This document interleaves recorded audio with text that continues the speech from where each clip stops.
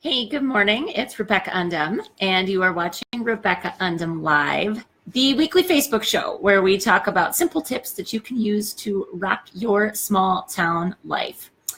Happy Monday, everybody. And for those of you that are joining me for the first time, I'm Rebecca Undum. I wrote a book called How Mommy Got Her Groove Back.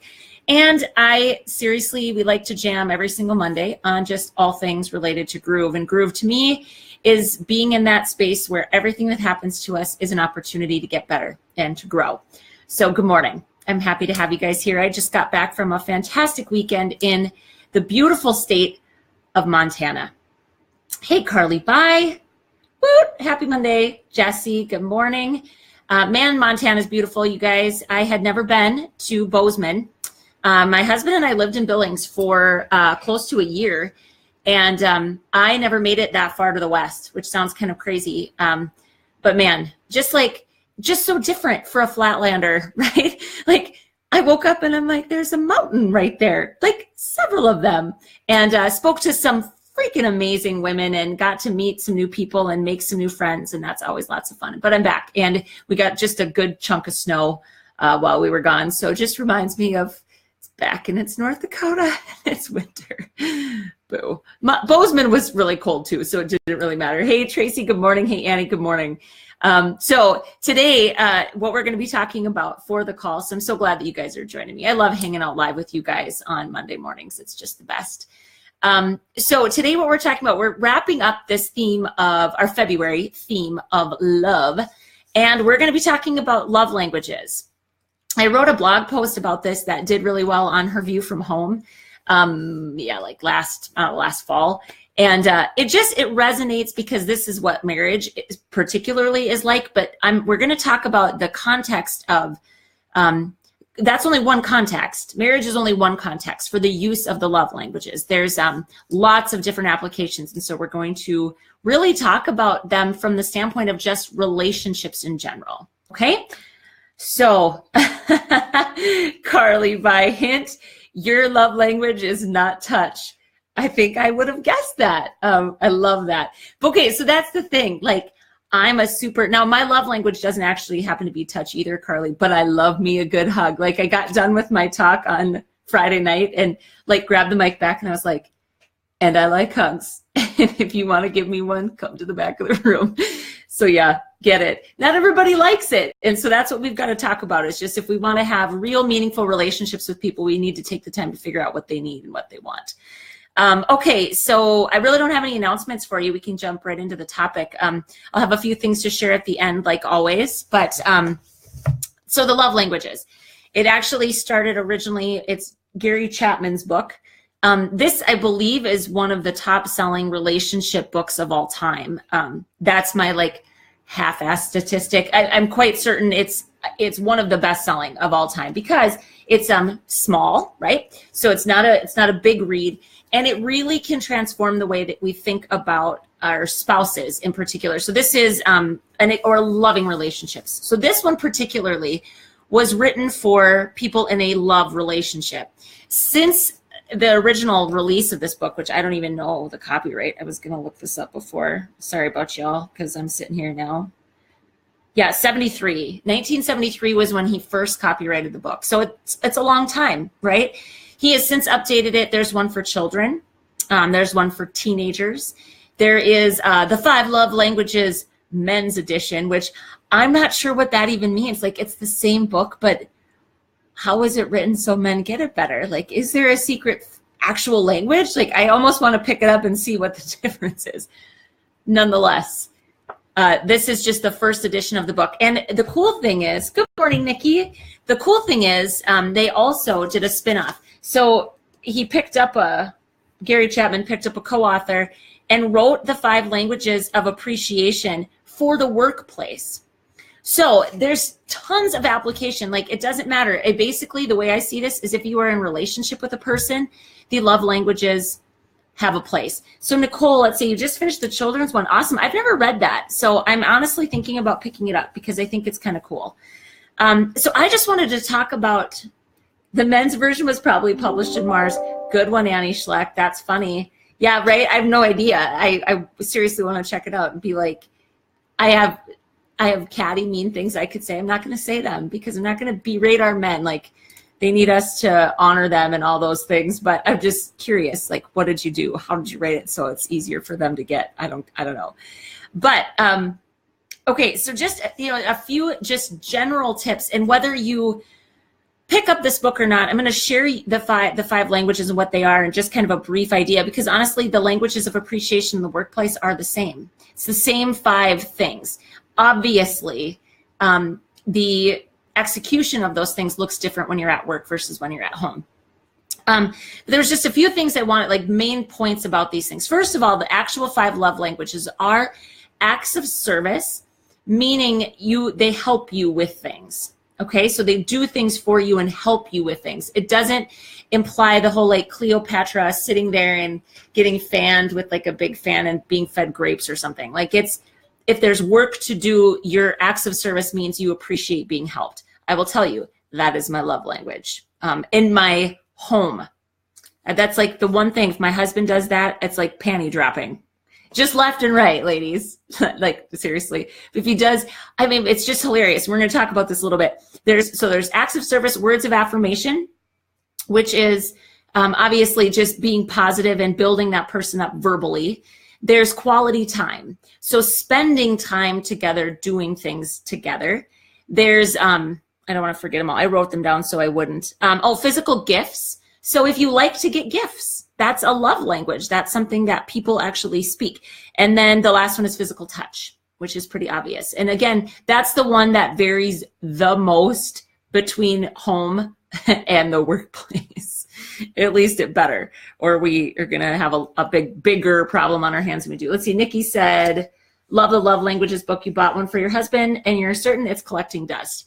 Yes. Isn't that interesting? I've asked my husband to read it. He never has. But, as women, we kind of end up trying to figure out what their love language might be. And I have a couple ideas about that.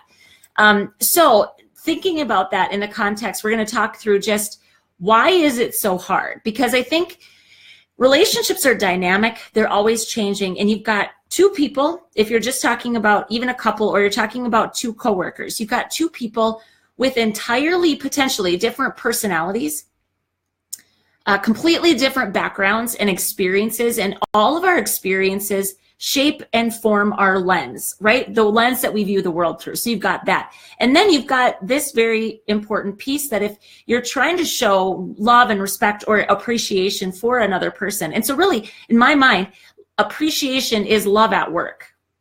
That's what I think of. When I think of the word appreciation, that's how we show the people we work with or our bosses or whatever that we love them and care about them. It's through the word of these acts of appreciation. So the idea that this is hard shouldn't be lost on us. It's like crazy to imagine trying to meet another person exactly where they're at on these things. And so here's a couple things I just wanted to remind you. If you feel like you struggle with this, let's see. Jess said, physical touch can even be just putting your hand on someone's arm when you talk to them. Right. Which, Carly would love. But you do that. That's funny. Yeah. And that's just it. So physical touch, they look different. It could be, resting your hand on a person's shoulder. It could be, like you said, just touching their arm. I am a high touch person, like for sure. It's not the way I need to be. That's not how I'm shown love. But I think that is one of the ways that I assume I can show love. And like Jess just said, we've got to really be careful. And it's about being very present with people. So we're going to talk about that too. So the first thing, the first kind of general principle about this is that we tend to show love at home or at work the way that we want to be loved and the way that we want to be appreciated. Now, there's nothing inherently wrong with that. But like Jess just brought up, we were just talking about our friend Carly is like, please don't hug. Like maybe, I don't know, a fist bump. I don't know if Carly can handle like a fist bump or high fives or whatever.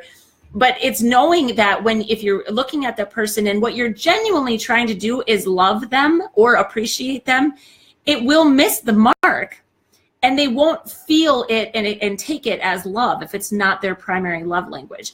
And so one of the things I will say in all the work that I've done with companies is so often people will say, we don't need to worry about appreciation because I don't need a pat on the back. We get paid. Like people will say that. They will say, we get paid to do a job. That should be thanks enough.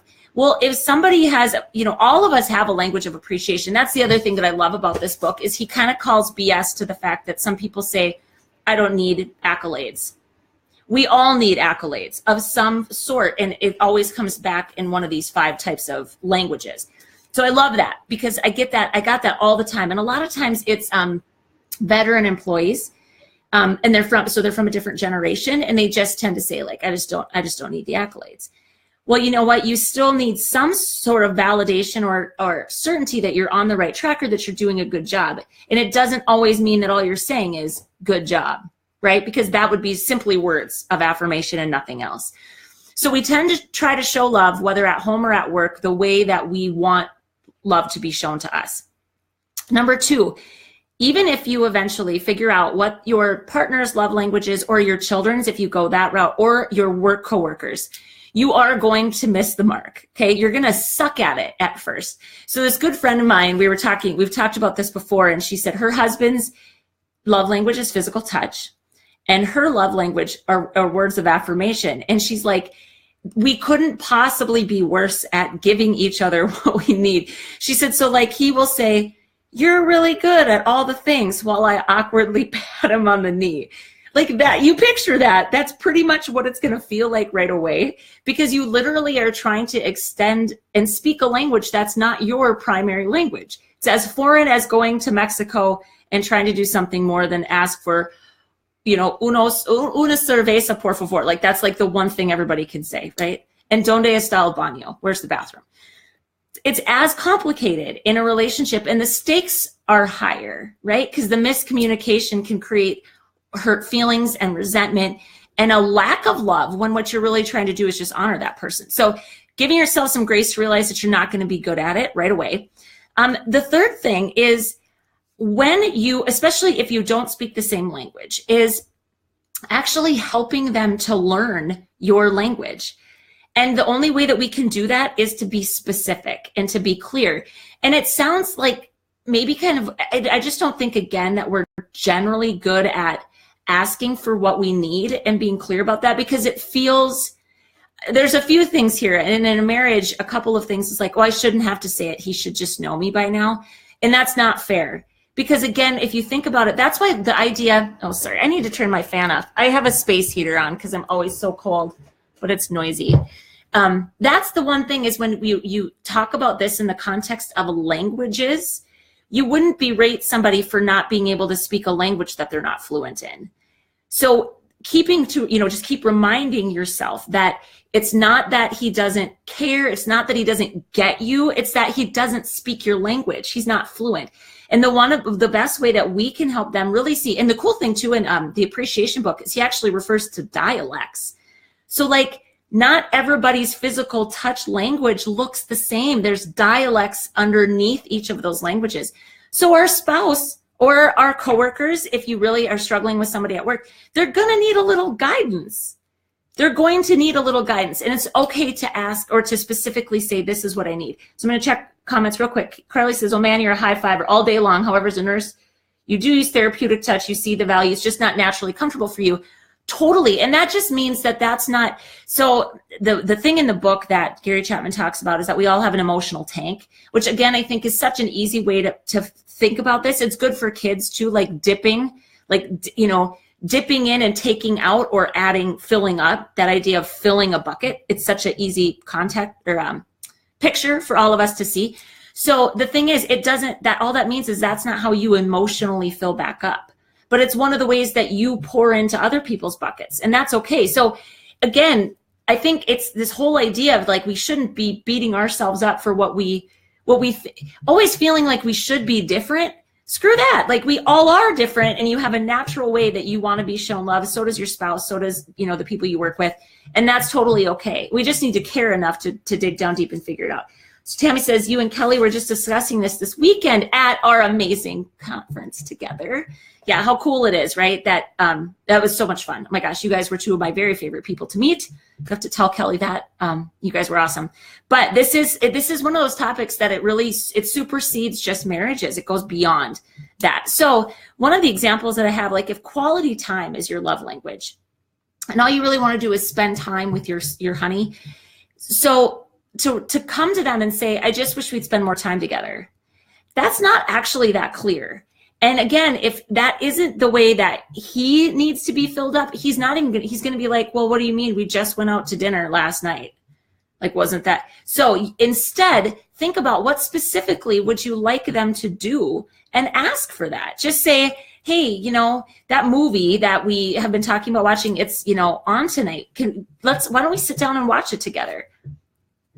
I know that sounds like super simple, but we aren't clear. And again, I think for women, and maybe I will say it, like maybe 100% this is just me. I wish there were a way that you could all be like, raise your hand, or you could maybe just say, yeah, totally me. But I always end up doing the whole, well, he should know what I want. Like, he should know me. We've been married. It'll be 15 years in October. So I tend to default there.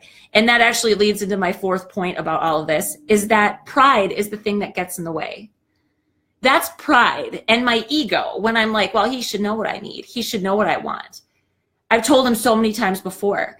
Until they become fluent, we can't expect them to read our minds. And so again, keeping in mind that it's not that they're not trying, and it's not that they don't care, it's that they are not fluent in our language. And it is our job. Yeah, do we need to tell them a million times? Honestly, Jess, I'm afraid maybe so. And maybe at some point we need to sit down and create like a progress chart for them. like at this point in our marriage, I was hoping your level of fluency would be at 80% and you're only, scraping by at 60. Let's figure something out. I wish, Jess, that I had the answer to that question, because I know that, and again, I have done some work with a really great counselor, and she works with the Gottman Institute. So the 7 Principles of a Healthy Marriage is a Gottman book, which is fantastic. I will tell you this, for those of you that are thinking about this in the context of your marriage, they said flat out that I think the statistic is 67% of the problems in a marriage are perpetual problems that just, there's no resolution to them. Now, that can make you feel like one of two things. One, like, oh my gosh, we're sad. I mean, really, like, they're perpetual problems. You're just going to keep addressing them throughout the course of your marriage. But the second thing is that means all marriages have perpetual problems. And so they're not things to be fixed. They're things to accept. And they're things to like work through as a couple. And so, yeah, I mean, these million times kinds of things, Jess, I feel like that's potentially one of those things. And again, if we keep in mind that the goal is fluency and to help them really build their knowledge of what would make us feel loved, it would totally change the patience level maybe that we have with trying to explain that to them. Okay, so pride getting in their way. I think it's easy for us to say, like, well, they don't really speak my language, so why should I speak theirs? And then that leads me into my fifth point, is that the reason is that love is a choice. Love is always a choice. And you know what? There are days that you're just not going to feel like it. And today, I'm not even kidding you guys. This morning was a case in point with my husband. So we spent these 4 days together traveling for my work. It was great. We had a great time. And then we get home and it's like the real life of raising our children and having schedules, and it's Monday and we're back to school and we're back to everything. It just crashed down on us. And I have been trying to be very intentional about showing him his love language. In fact, so the 5-day Groove experience that we had just a couple weeks ago, 2 weeks ago, one of the thing that I took the women in this thing through, and so I'm telling you guys this because it's really powerful. And if you want to join me for the next one, you'll have to keep your head up for it, and I'll be sharing it soon. We talked about how to set a habit and to make it less about how you feel about it and more set to a trigger. So something that actually happens to you every single day will be the trigger to remind you to do whatever the thing is that you want to do. And in this case, I was like, I want to be a safe haven for my husband. We have a lot of chaos going on in our business life right now. I want to be this safe place for him. And so that was also the identity shift that I chose. I want to be a wife who is a safe haven for her husband. Okay. So my trigger was making coffee. My routine was showing him physical affection, which not my love language, totally his love language. And so I would make the coffee And as soon as I hit brew, I would leave the kitchen no matter what was going on, and I would go to wherever he was, and I would stop. I would give him a big hug. I would give him a big kiss, right?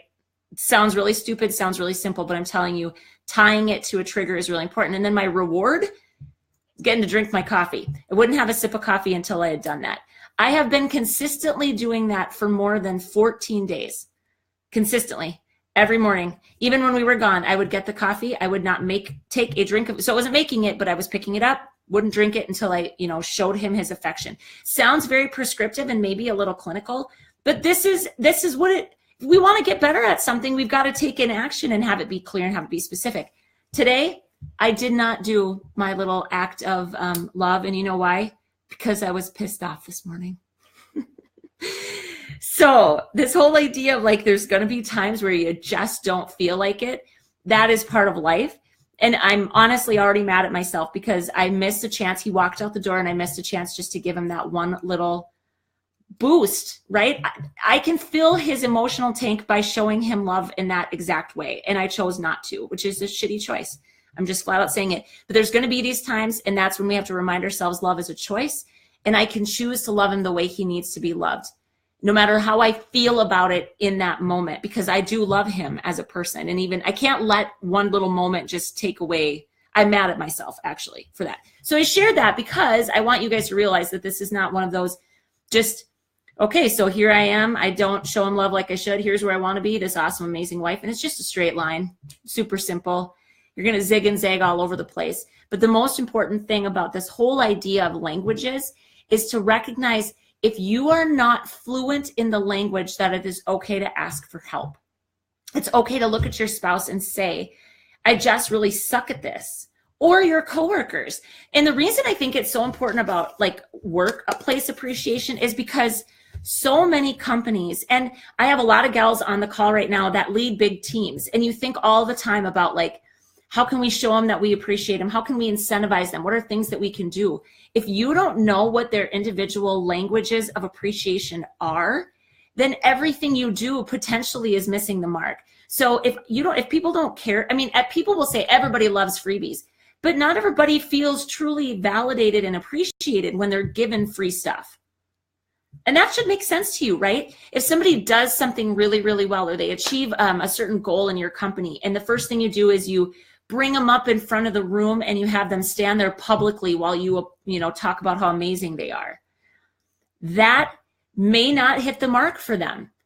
If the whole idea of words of appreciation and the public versus private thing, really important things to get a handle on before we just start automatically assuming that everybody wants to be honored this way. So Jess said, do you ever feel like if you do too much, it goes less appreciated?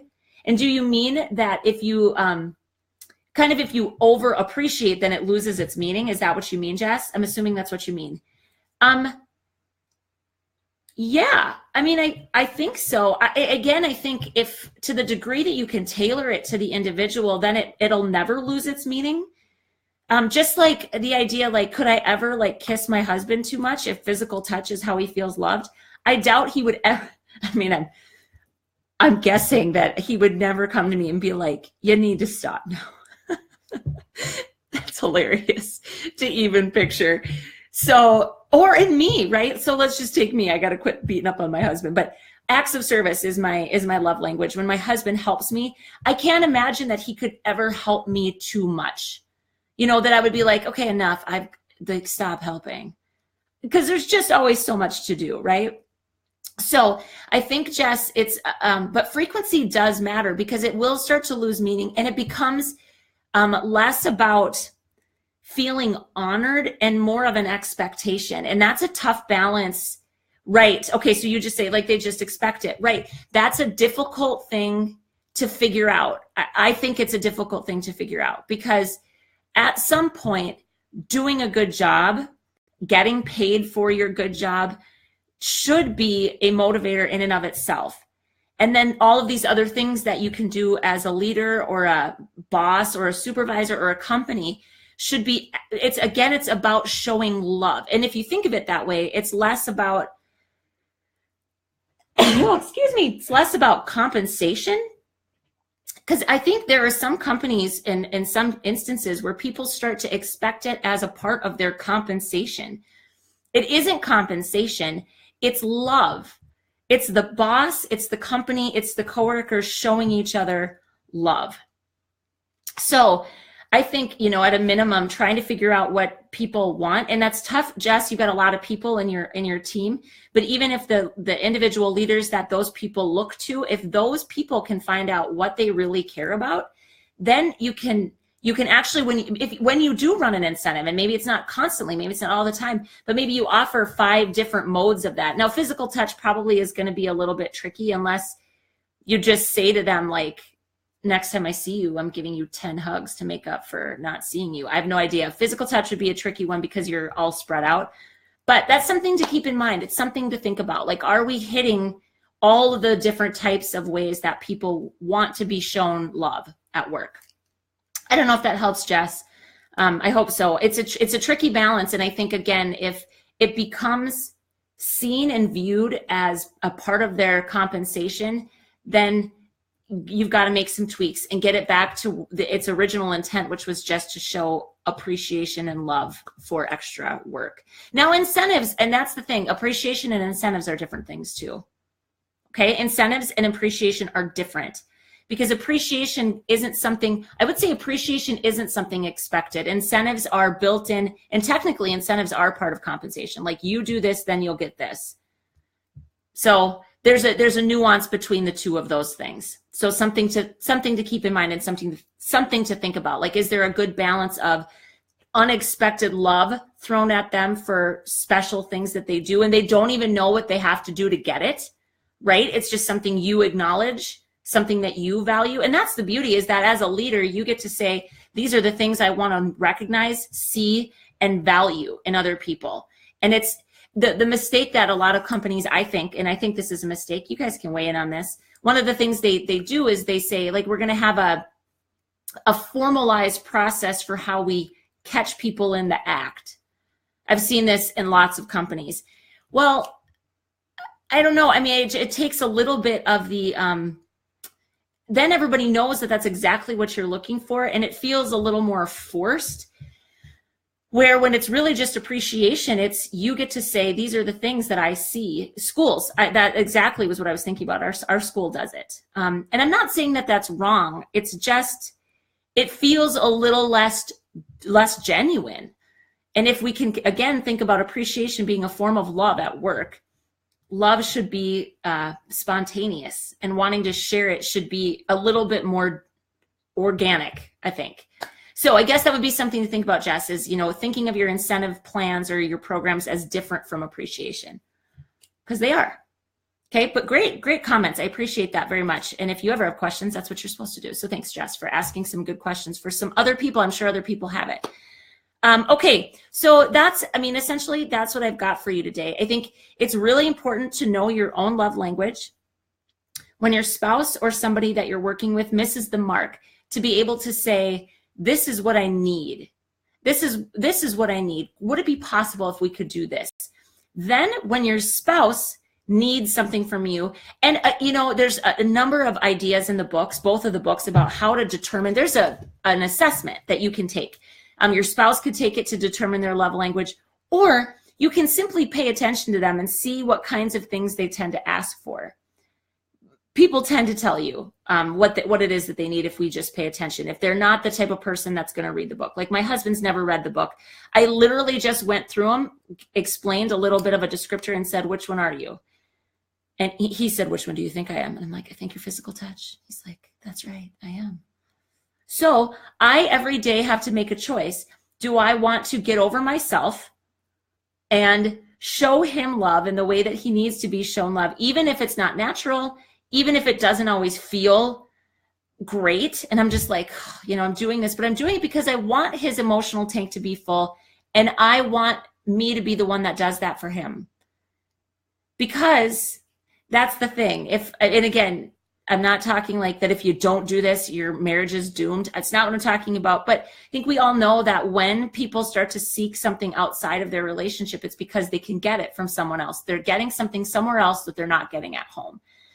And so I think it's really important that we care enough about the people we're spending our life with if we're married. Children, I haven't spent a lot of time talking about kids, but how is this not just so important for children? My 3 children could not be more different from each other as far as what they need from me. One of them is like the most, this is really cute.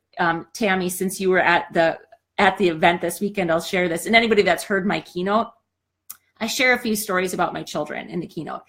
And I cuddled them all up with me when I got home last night. We got home right before they had to go to bed. And they're sitting there and I said, you guys, you're always with me, even when I go to work. I'm like, I talk about you. And Carter, my middle kid, he said, do you tell them that I'm the best hugger in the house?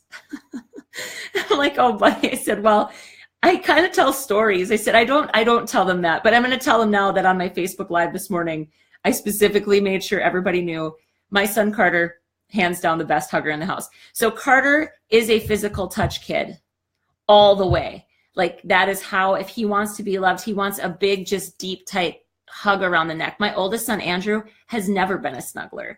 So physical touch isn't his thing. Now, I don't actually know, and I want to read the kids' version. So I love that somebody did, because getting a recommendation on it is always good. But I need to find out what it is that he really wants. And one of the things I just kind of glanced through the FAQs in the book, their belief is that generally speaking, our language doesn't change over time. How we need it and what it looks like may change. So like the dialect might change. The dialect might mature over time, but it doesn't really change, which I thought was fascinating. Yeah, you can do them online. So thanks, Annie. Annie pointed out that the assessments you can take online to figure them out. And again, I mean, I think most of us have kind of an innate knowledge of what it is. That was somebody asked the question, like, I keep assessing out as this, but I don't really think that's right. Well, go with your gut, man. It's your love. Like, you're the one that's determining how you feel loved. It's okay. So I think most of us kind of know.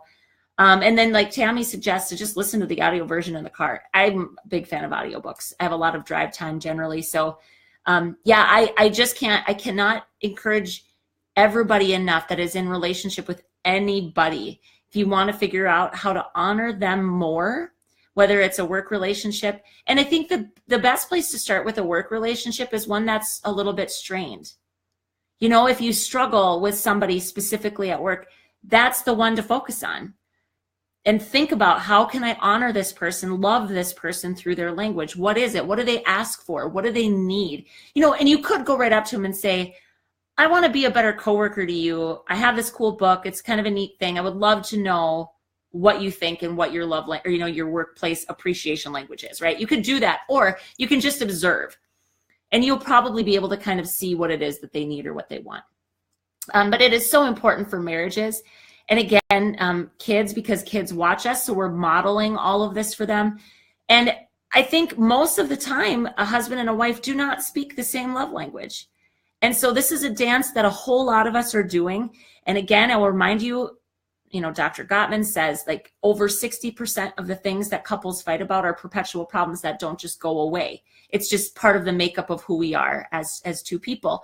So if nothing else, I hope that this discussion today encourages you to ask for what you need to have your emotional tank filled, and to really take the time to do what your partner needs from you, or your children, or your coworkers. Because man, relationships matter. I don't really know what matters more in terms of what's on the planet, what's right in front of us. The people that we are holding dear to us, they're the things that matter the most. So with that, we're gonna sign off. I've got a couple things. Get your Groove wallpaper if you haven't yet, because it's fun and it's awesome and you can stay connected and inspired. March is right around the corner. The theme for March is, I'm calling it Tending Your Garden. And it's because like we all need to think spring, like it's just time, the snow, I'm so over it, right? And there's just so many cool themes about sowing and reaping and cultivating. And so we're gonna like get down and dirty in the dirt in March and talk about those kinds of things as it applies to our life. So I'll put the Groove wallpaper link up for you guys. If you don't have it, go snag it. It's totally free, and it's really kind of fun. And then I will put the link to the Groove Seekers community if you're not there. Really great conversations happen out there, and you're welcome to join that as well. Thank you, Jess. Thank you, everybody who is on live with me today. As always, all I can do is ask you to keep sharing it. If you love this, get more people to come and hang out with us live. The replays, I always post the replays if you can't actually make it live, but let people know that we're jamming every Monday morning at 9 a.m. because it's lots of fun. So until I see you all again, groove on as always. And I love spending my Mondays with you guys. I hope you have an amazing, amazing week. We'll talk soon, okay? Bye, guys.